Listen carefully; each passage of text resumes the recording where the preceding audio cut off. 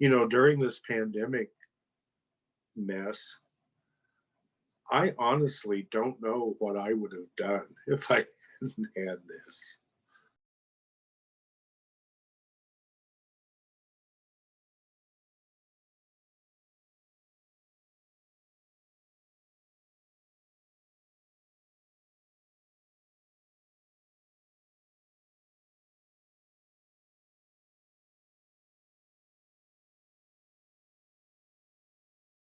It This almost sounds counterintuitive, but it's almost as though I'm more involved than when I was in the classroom. The teacher I'm with now, Christine, she is just amazing, and it's a lot of it's been her willingness to work with me and work with uh, the virtual program that has made it successful.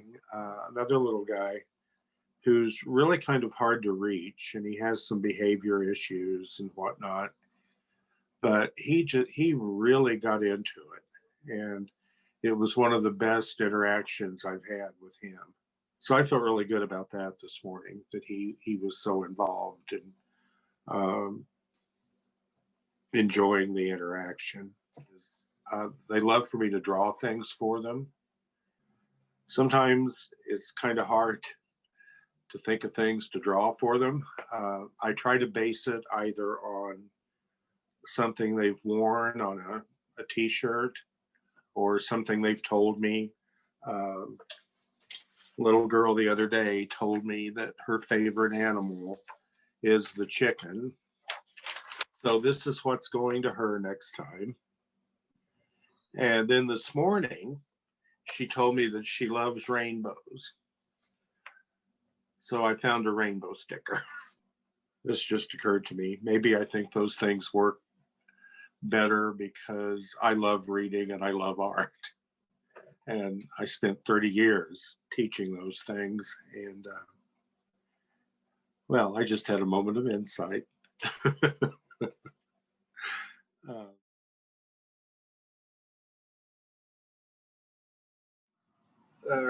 the gratification that comes from seeing these kids grasp some new concept, um, and how that by extension starts to feed into their self-esteem, their sense of identity and self, and the sense that they have that they're being seen.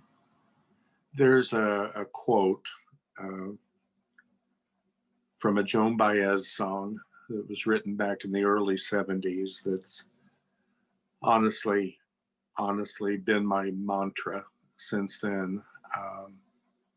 It's from a song called Gulf Winds, where she wrote, "Time will pass, and so, alas, will most of what we know. Though tonight my memory's eye is clear as the story's being told. I'll play ball with the underdog and sit with the child who's wrong. Be still when the earth is silent and sing when my strength is gone." I think about that uh, just about every day.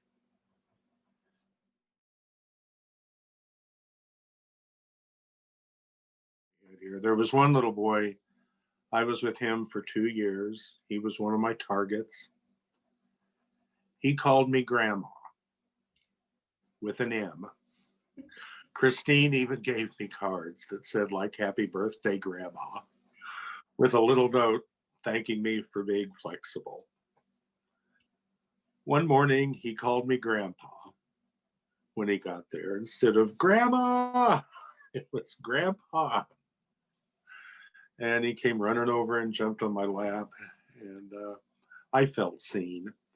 And I think later in the day, he started calling me grandma again, but he eventually got back to grandpa. Really? Oh, I just thought of another moment. Christine and this little girl were sitting right in front of, where the tablet was. And she didn't know I could hear. And she was talking to Christine. And She said something about, I think we have the best grandpa in the world. And Christine said, Christine looked to make sure I was hearing this. And she said, yeah, we're really lucky to have him. And then the little girl said, we really should share him, but I don't want to.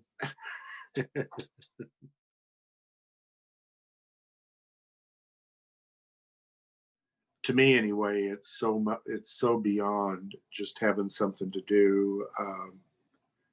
It's beyond, um, quote, making a difference. I mean, it is making a difference, but one can actually see the difference that's being made. It's not, it's just not, it's not theoretical, it's real.